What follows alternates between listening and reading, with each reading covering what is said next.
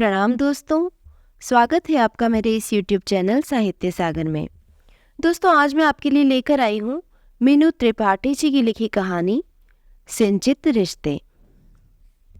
कार्तिक, आज मैं तरु दीदी से मिलने जाऊंगी। मुझे देर हो जाए तो तुम खाना बाहर से मंगवा लेना। मानसी चाय के बर्तन उठाते हुए बोली। रसोई में जाने से पहले उसने पीछे मुड़कर देखा। कार्तिक अभी भी अखबार में नजरें गड़ाया था। ये देख मानसी चुपचाप भीतर चली गई। तरु दीदी के नाम पर उसे यूं निर्विकार भाव से बैठे देख मन आशंकित सा धड़कने लगा। वो जानती थी ये शांति तूफान के आने का संकेत है। आज 2 साल के बाद तरु दीदी का नाम इस घर में यूं खुलेआम लिया गया। यंत्रवत तैयार होकर मानसी और कार्तिक साथ साथ घर से ऑफिस के लिए 10 मिनट पहले ही निकल गए। कुशाल स्कूल की तरफ से कैंप में गया था। ऐसे में घर में छाया निस्तब्धता मानो सांसों को घोटने लगी थी। कार से उतरते समय एक बार फिर पूछा, तो जाऊं मैं दीदी के पास? इस बार चेहरे के भाव कुछ बदले। मौन प्रतिक्रिया व्यक्त करते हुए तीखी नजरों से मानसी को घूर कर झटके से कार को गियर में डाल गाड़ी आगे बढ़ाई तो मानसी कुछ संभल कर पीछे हट गई। सोचा था ऑफिस जाने की आपाधापी में शायद ये सीधे साधे सवाल का सकारात्मक जवाब मिल जाएगा, पर ऐसा कहाँ हुआ। कार्तिक की चीरने वाली चुप्पी में उसकी हाँ के संकेत कहाँ थे। पूरा दिन इसी कश्मकश में बीता। जाऊं न जाऊं, क्या करे वो। कार्तिक की हंसी खुशी भरी हाथ जब तक न हो जाए तब तक कुछ करने का मन ही नहीं होता था। उसने आज तक मानसी की कोई भी इच्छा टाली भी नहीं है, पूरा ख्याल रखता था। लेकिन तरु दीदी के किस्से को लेकर अब तक। मैडम, कहाँ जाना है? वो होटल सीशेल। जल्दी बैठो, ऑटो वाला बोला। अनायास अपने मुंह से निकले शब्दों ने मानसी की दुविधा को दूर कर दिया था। असमंजस दृढ़ निश्चय में परिवर्तित हो गया था। मैडम, आ गया होटल।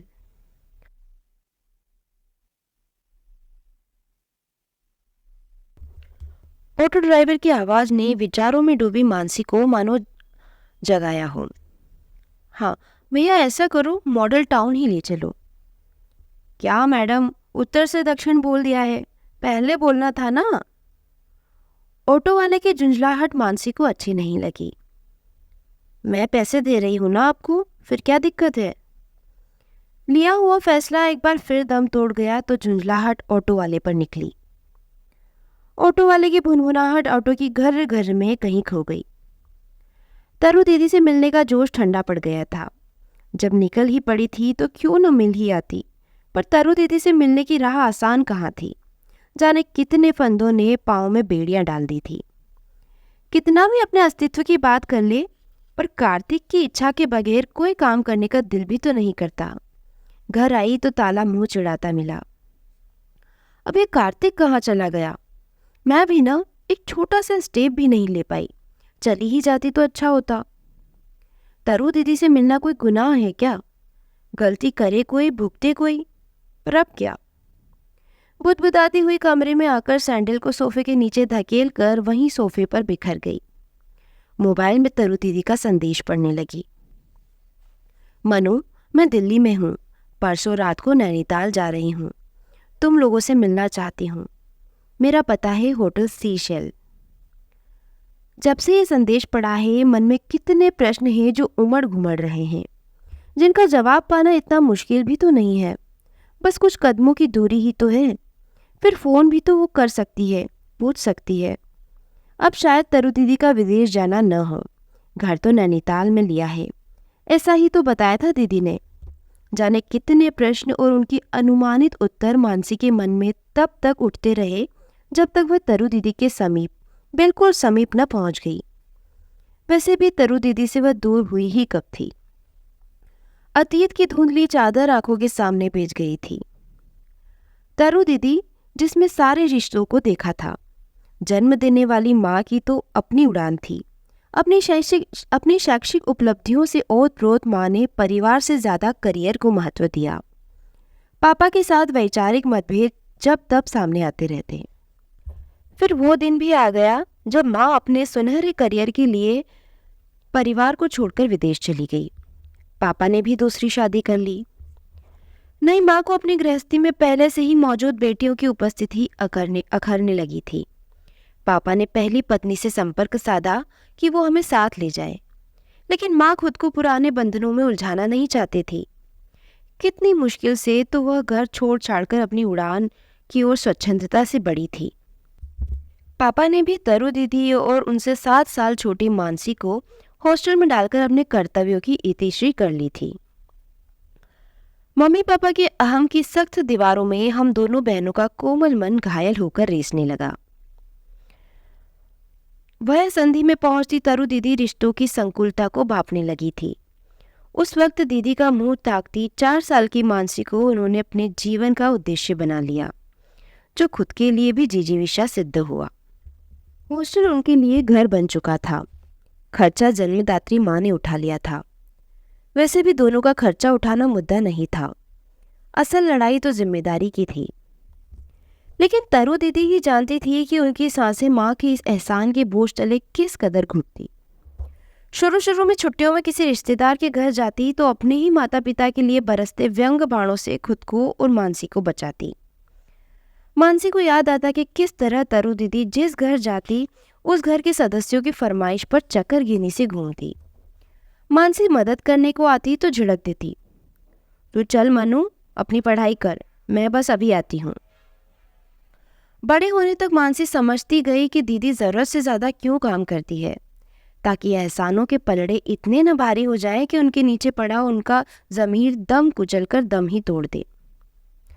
देर रात दीदी को किताबों में डूबा देखती तो मानसी चैन से उनकी गोद में सर रखकर सो जाती। किसी रिश्तेदार की मदद से वो दोनों पापा के घर कभी चली भी जाती तो वहां भी वो अपने घर की परिभाषा को तलाशती। तरु दीदी ने दूर क्षितिज में अपने घर का स्वप्निल संसार संजोया था, जिसमें वो और मानसी बिना किसी भय आशंका के निडर रहती थी। समय निर्बाध गति से बढ़ता गया। तरु दीदी समय से पहले ही बड़ी हो गई थी। अब उन्होंने अपने वजूद की डोर थामने की जद्दोजहद आरंभ कर दी थी। ग्रेजुएशन करने के साथ साथ ही नौकरी के लिए हाथ पांव मारने शुरू कर दिए थे। तभी दिए गए आवेदनों में नैनीताल की एक HMT कंपनी की तरफ से नौकरी का प्रस्ताव आया। इस बीच पापा ने आकर उनसे विवाह करने के लिए दबे शब्दों में चिंता जताई तो तरु दीदी के भीतर का ज्वालामुखी बाहर निकल आया। मुखर शब्दों में उन्होंने मानसी के साथ अपनी अलग राह की घोषणा की तो पापा चुपचाप लौट गए। शायद पापा का अवचेतन मन इसी मुक्ति की प्रतीक्षा कर रहा था। उन दिनों साइंस और मैथ्स की ट्यूशन शुरू करने के साथ साथ जब तरु दीदी अपने पांव पर खड़ी हुई तो उन्होंने माँ के भेजे रुपए स्वीकारने बंद कर दिए थे। ग्रेजुएशन के बाद ही उन्होंने नैनीताल में नौकरी मिल गई तो वह मानसी को लेकर वहां आ गई।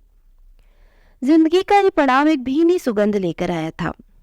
पहली बार ऐसा लगा मानो खुले आकाश के नीचे जी भर के सांसें लेने का सुख प्राप्त हुआ हो। पहली बार अपने अस्तित्व की डोर को थामकर दोनों बहनों ने उन्मुक्त गगन की उड़ान भरी थी। समय की तेज रफ्तार में 7-8 साल कैसे बीत गए पता ही नहीं चला। अब तक तरु दीदी के पांव जम चुके थे। तभी कार्तिक मानसी की जिंदगी में आया।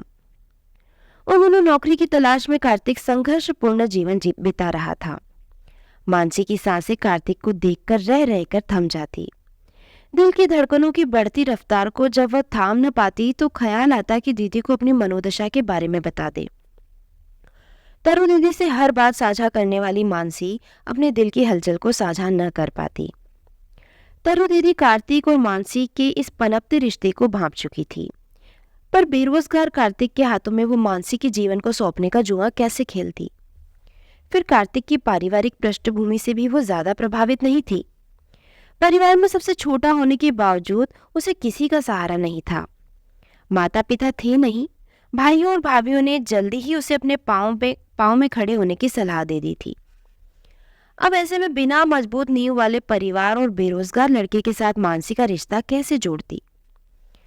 कार्तिक के साथ मानसी का विवाह वह किस भरोसे पर करती।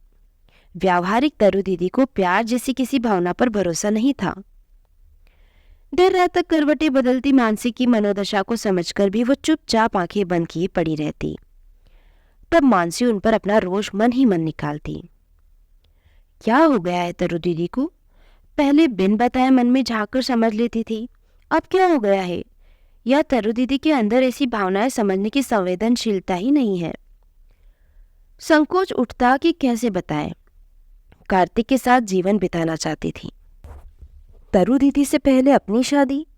नहीं नहीं, ये ठीक नहीं है। उन्हीं दिनों कार्तिक को दिल्ली में किसी के साथ गारमेंट एक्सपोर्ट का साझे में काम करने का प्रस्ताव आया। बिना पैसों के साझे में काम करना मुश्किल था। ऐसे में तरु दीदी ने पैसों की मदद करके उसकी दुविधा दूर की। तरु दीदी द्वारा की गई मदद और कार्तिक के कठिन परिश्रम ने कार्तिक को एक जगह स्थापित कर दिया। कार्तिक का आत्मविश्वास इस नए काम से बढ़ गया था। पांव टिकते ही कार्तिक ने तरु दीदी से मानसी का हाथ मांगा, तो वो इस प्रस्ताव पर हामी भरने को राजी हो गई थी। वो भी शायद कार्तिक के द्वारा आने वाले इस प्रस्ताव का मन ही मन इंतजार कर रही थी। दीदी, आप मेरे बगैर कैसे रह पाएंगी? मनु, इसी दिन का तो मैं बेसब्री से इंतजार कर रही थी। तुम्हारा घर बस गया तो समझो मेरी आधी तपस्या सफल हो जाएगी। फिर तुम दोनों से मैं दूर कहाँ रह पाऊंगी? नैनीताल से दिल्ली है ही कितनी दूर, जब मन करे चली आना। तरु दीदी, हम लोगों को अपने आसपास ही समझना, हमें एक आवाज देंगी तो अपने बगल में खड़ा पाएंगी। कार्तिक की इन बातों से तब तरु दीदी के साथ मानसी का मन भी भीग गया था। मान हो आया था एक बार ये अपने चुनाव पर। मानसी ब्याह कर तरु दीदी के मन आंगन को सूना करके चली गई थी। शुरू शुरू में दोनों ही जब तब आकर घर को चहल पहल से भर देते। मानसी की बातों में अब कार्तिक का ही जिक्र होता था। उस वक्त वह दोनों एक दूसरे में ऐसा खोए कि दुनिया जहां की कोई फिक्र ही नहीं रही। तरु दीदी बहुत पीछे छूट गई थी। उनके चेहरे की हंसी के पीछे अकेलेपन की पीड़ा को भांपने की फुर्सत कहाँ किसी के पास थी। समय की गति उन दोनों के जीवन में परिवर्तन लाती गई। मानसी गर्भवती हो गई थी और कार्तिक सफलता के सोपान चढ़ता गया। जीवन की व्यस्तता ने कार्तिक और मानसी के पांव में जिम्मेदारियों की खूबसूरत बेड़ियां डाल दी थी। नन्हे कुशाल के जन्म पर जब दीदी खिलौने कपड़े लेकर आई तो मानसी के नव मातृत्व की चमक से भरे चेहरे पर चिंता की रेखाएं देखकर सिहर उठी। सच सच बता मनु, कुछ तो बात है, कुरेदने पर मानसी ने दबे स्वर में बताया। दीदी, कार्तिक ने कुछ लोन लिया था लेकिन अब चुका नहीं पा रहे हैं। शायद ये घर बेचना। शुभ शुभ बोल मनु। बात पूरी होने से पहले मनु की होठों पर अपनी उंगलियां रखती हुई दीदी बोली, घर बेचने की बात तो सोचना भी मत। तू अपने घर की छत के नीचे सुरक्षित है, एक यही तो तसल्ली है मुझे। अच्छा बता तू, कितना लोन चुकाना है? धीरे से दीदी ने थाह ली। 8 लाख, करीब 3 का तो इंतजाम हो गया है, बाकी 5 लाख कैसे करेंगे पता नहीं। उस वक्त दीदी चुप हो गई, फिर फोन पर किसी से बातें करती रही। सुबह चाय पीते पीते कार्तिक से वो बोली, मेरे फिक्स डिपॉजिट में करीब 4.5 लाख है, मैं उसे तुड़वाना चाहती हूँ। पर दीदी, बीच में एफडी तुड़वाने से आपको नुकसान होगा। नहीं तुड़वाया तो नन्ही और मनु को लेकर कहाँ जाओगे तुम? कार्तिक ने चुपचाप सिर झुकाकर प्रस्ताव स्वीकार किया।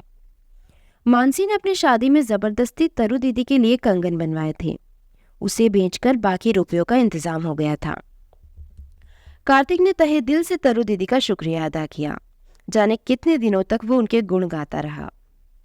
इस बात को 5 साल बीत चुके थे। व्यस्तता दिन पर दिन बढ़ती जा रही थी। मानसी ने भी नौकरी शुरू कर दी थी। साथ साथ वह अपने बेटे कुशाल के बचपन को भी जी भर के जी रही थी। अब दिन कहाँ शुरू होता और कहाँ खत्म होता पता ही नहीं चलता। कार्तिक अपने कारोबार के विस्तार में जुटा हुआ था।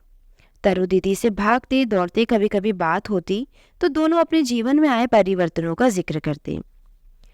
तरु दीदी के पास अपनी ठहरी हुई जिंदगी के बारे में बताने के लिए कुछ खास नहीं होता था, लेकिन एक दिन दीदी के अचानक आए एक खत ने सबकी जिंदगी में उथल पुथल मचा दी। उस खत में दीदी ने अपने 4.5 लाख रुपए वापस मांगे थे। मानसी को चुप देखकर कार्तिक के भीतर का ज्वालामुखी बाहर आ गया था। आखिर तरु दीदी ने दिखाई दिया है ना कि पैसे के आगे रिश्तों की कोई कीमत नहीं होती। रुपए मांगने के लिए दीदी को यही समय मिला था जब मुझे पैसों की इतनी जरूरत है। पहले बता देती तो इस वक्त तो अपने कारोबार को आगे नहीं बढ़ाता। कार्तिक, पैसे की पूर्ति कभी नहीं होती, जितना हमारे पास है उससे अधिक की जरूरत तो हमेशा बनी रहती है। मानसी का तरु दीदी के साथ खून के रिश्ते से बढ़कर जो मन का संबंध था वो जोर मार उठा था। कार्तिक, तरु दीदी के रुपए को समय रहते लौटाना क्या हमारा फर्ज नहीं था? मानसी का तरु दीदी का यूं पक्ष लिया जाना कार्तिक को नागवार गुजरा। मैंने कब मना किया है इसके लिए? पर इस वक्त पैसे की कितनी क्राइसिस चल रही है, तुम जानती तो हो मनु। आवेश में आए कार्तिक ने अपनी एफडी तुड़वा दी और साथ में दीदी के साथ संबंध भी तोड़ दिया। हालांकि परोक्ष रूप से उसने कुछ नहीं कहा, पर रिश्तों की दरकन और उसमें जमी खुश्क खुरदरी परत दीदी महसूस कर गई थी। करीब 1 महीने बाद एक पत्र मानसी के नाम आया। प्रिय मानसी, खुश रहो। कार्तिक से एक दिन बात हुई थी तो कुछ उखड़ा सा था। बहुत दिनों से तुमसे कुछ कहने का मन हो रहा था। यूं तुम लोगों से रुपए मांगना बड़ा अजीब लगा था, पर क्या करती और कोई चारा भी नहीं था। मैंने आज तक पैसों को तवज्जो तब तक दी है जब तक वो तेरी जिंदगी में रंग भर सके, पर अपने जीवन में रंग भरने के लिए तुझसे पैसों की मांग करूंगी, ये मैंने सपने में भी नहीं सोचा था। मानसी, तेरे जाने के बाद मेरे जीवन में सन्नाटा इतना बढ़ गया था कि मैं घबराने लगी थी। तुम्हारी तरु दीदी ने कभी अपने मन भीतर झांकने की इजाजत किसी को नहीं दी थी। ऐसे में जाने कब शरद मेरे मन में सेंध लगा गए, मैं जान ही नहीं पाई। तुम्हारी तरु दीदी की जीवन में पहली बार इस दिल से हारी तुम्हारी तरु दीदी जीवन में पहली बार इस दिल से हारी है, जिसमें अब तक सिर्फ तुम्हारी खुशियों का अधिकार था। जाने कैसे शरद ने भी अपनी जगह बना ली। तुम्हारी तरु दीदी ने आज तक तुम्हारे अलावा किसी और के बारे में नहीं सोचा है। वो अब अपने लिए भी सोचने लगी है। ये आश्चर्य की बात लगती है। तू जानती है, मैंने आज तक किसी को शिकायत का मौका नहीं दिया है। ऐसे में मेरे जीवन के किसी मोड़ पर मेरा अपना वजूद, मेरा स्वयं मुझसे शिकायत करे कि मैंने उसके लिए कभी कुछ नहीं किया, तो ये ठीक बात नहीं है। मनु, मैं तेरे जीवन से संतुष्ट हूँ। अब खुद को भी संतुष्ट करना चाहती हूँ। तुम लोगों के पांव अब टिक गए होंगे, अब मेरी बारी है। ये कहने में मुझे कोई संकोच नहीं है। स्वयं के लिए कुछ करना चाहती हूँ। शरद के साथ जीवन बिताने से पहले एक मजबूत नींव पर खड़ी होना चाहती हूँ। किसी और पर पूरी तरह निर्भर होने के बजाय अपने लिए पुख्ता जमीन तैयार करना चाहती हूँ। यही नैनीताल में मैं और शरद साझे में एक घर खरीद रहे हैं। ये रुपए इसी वजह से मांगे थे। शरद मुझसे पैसे नहीं लेना चाहते थे, लेकिन तू नहीं समझ सकती कि उम्र के इस दौर में पूरी तरह से किसी पर निर्भर रहना कितना कठिन है।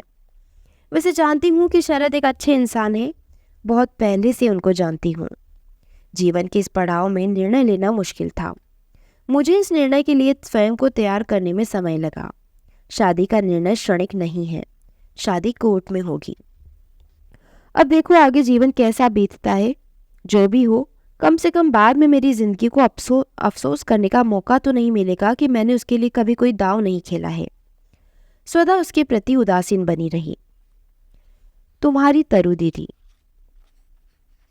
मानसी तरु दीदी के जीवन में आए इस बदलाव के पीछे छिपे मर्म को समझ सकती थी, लेकिन कार्तिक की आंखों ने दीदी के इस निर्णय को स्वार्थ की धुंध में ही लिपटा देखा। वैसे देखा जाए तो जिम्मेदार तो थी दीदी। उन्होंने सारा जीवन हमारे सुख के लिए जिया। खुद के लिए जीवन जीते देखने की आदत तो उन्होंने हम लोगों में कभी डाली ही नहीं थी। मैं कार्तिक की इस खुदगर्जी से नाराज थी।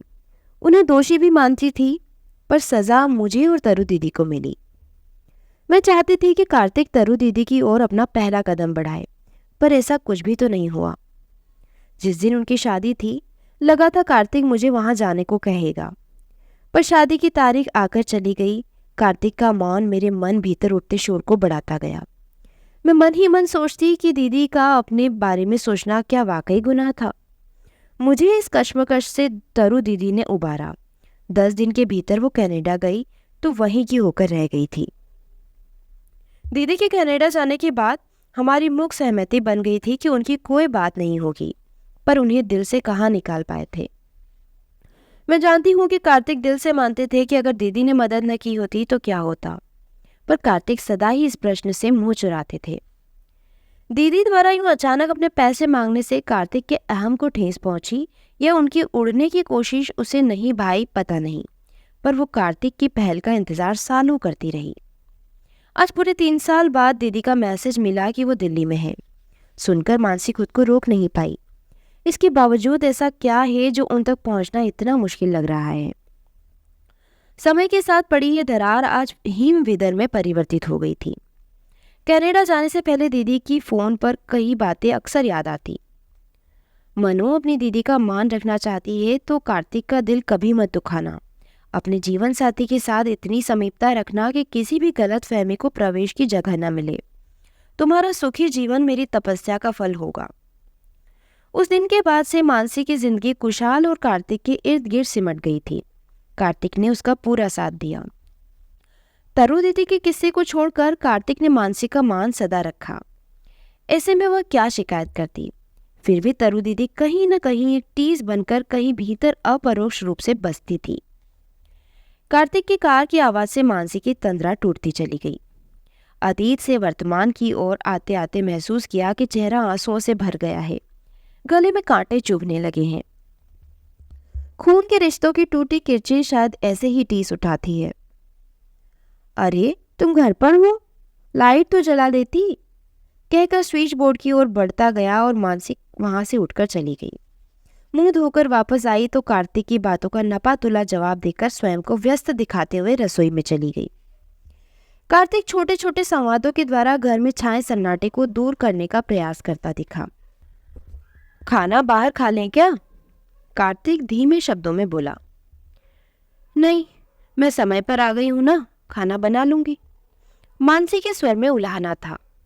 अचानक कार्तिक ने मानसी का हाथ थामते हुए कहा, कुछ देर मेरे पास बैठो, मैं कुछ कहना चाहता हूं तुमसे। अपना हाथ छुड़ाते हुए वो बोली, कार्तिक मेरे सिर में बहुत दर्द है, मैं आराम करना चाहती हूँ, कल बात करेंगे। बेरुखी की तलखी आवाज में उतर आई थी। रात को बिस्तर पर भी संवादहीनता पसरी रही। तभी फोन की आवाज से सन्नाटा टूटा। फोन कार्तिक ने ही उठाया। कुछ पल पकड़े रहने के बाद रिसीवर मानसी की ओर बढ़ा दिया। तरु दीदी का फोन है। कार्तिक की भरसक संयत आवाज पर वो हैरान सी उसे देखती हुई कांपते हाथों से रिसीवर को संभालने लगी। कौन? तरु दीदी? मानसी के स्वर के कंपन को नजरअंदाज करती हुई दीदी बोली। क्यों रे मनु, 3 साल बाद तेरे शहर आई हूं, फिर भी मुझसे मिलने नहीं आई?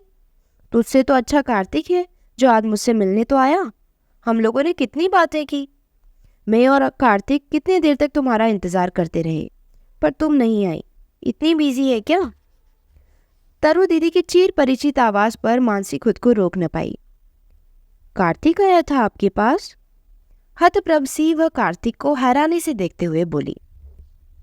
इस नए खुलासे पर खुद को संभालने की कोशिश की वह नाकामयाब रही। रिश्तों की दहक अंदर तक पहुंच गई थी। भीतर की पिघलन आंखों से बह चली। कार्तिक कुछ देर मानसी को रोते देखता रहा, फिर रिसीवर उससे लेकर बोला, दीदी अब मेरी बीवी को ज्यादा मत रुलाओ। एक तो आप बिना बताए कनाडा चली गई और अब अचानक आकर इसे रुला रही हो। हम लोग कल सुबह आ रहे हैं। कुशाल भी अपनी स्कूल ट्रिप से कल सुबह 8 बजे तक आ जाएगा। अपनी मौसी और छोटे से भाई को देखकर कितना खुश होगा। आज तो मैं आपके पास खाली हाथ आ गया था। अब मानसी को थोड़ा सा समय दीजिए। आखिर पहली बार अपने भांजे और जीजाजी से मिलेगी। खाली हाथ कहाँ आए थे कार्तिक? रिश्तों की मजबूत कड़ी तुम ही तो लेकर आए थे। स्पीकर ऑन था। दीदी और कार्तिक के वार्तालाप से मंत्रमुग्ध मानसी एकटक कार्तिक को देख रही थी। दृष्टिकोण के बदलने से सारे समीकरण बदल चुके थे। घर पर उत्सव सा माहौल था। मानसी कार्तिक के हृदय से लग गई तो वह भी भीतर तक भीग गया। मुझे माफ कर देना मानसी, मेरे कारण तुम दोनों बहनों के बीच ये दूरियां बनी थी। अपनी आत्मग्लानि के कारण ऑफिस में एक पल भी चैन से नहीं बैठ पाया। वो शायद मेरा गिल्ट था जो जानता था कि गलती मेरी थी। तुम्हारा उदास चेहरा मैं अपने सामने से हटा नहीं पाया। आज मेरी गलती का एहसास चरम पर पहुंच गया था। दीदी के घर पहुंचकर तुम्हें एक सुखद एहसास से भर देना चाहता था, पर वहां तुम्हें न देखकर मन में एक टीस उठी।